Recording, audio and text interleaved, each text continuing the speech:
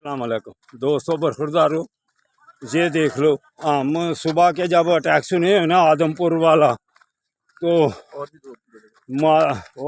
दूसरा कौन सा स्टेशन है उसका मुझे नहीं पता, लेकिन हाँ सुने दो तीन जगह है। हाँ जी, 3 जगहों पर हमने जो मिसाइल फेंके हैं परफेक्ट पूरे उधर पड़े हैं, उनका 70-80% नुकसान हो गया है।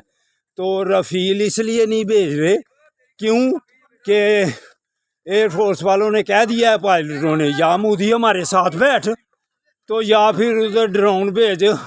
हमने पाकिस्तान की तरफ अगर गए तो उन्होंने हमें उड़ा देना है। तो इसलिए मोदी जो है ना, मोदी कहाँ बैठे, उसने इसराइल के जितने भी वो ड्रोन है ना वो सारे ख़त्म कर दिए हैं। अब इसराइल और भेजने वाला है।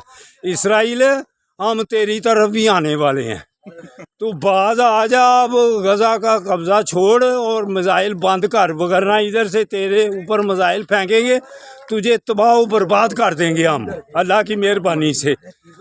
हाँ तो मोदी तो बाज आ जा। अल्लाह अकबर, अल्लाह अकबर। तो 200 बरखुरदारों, अब हमने उनके एयर बेस तबाह कर रहे हैं। अब आप पाकिस्तान पार्क में आ जाएं। अल्लाह हाफिज़, अल्लाह हाफिज़।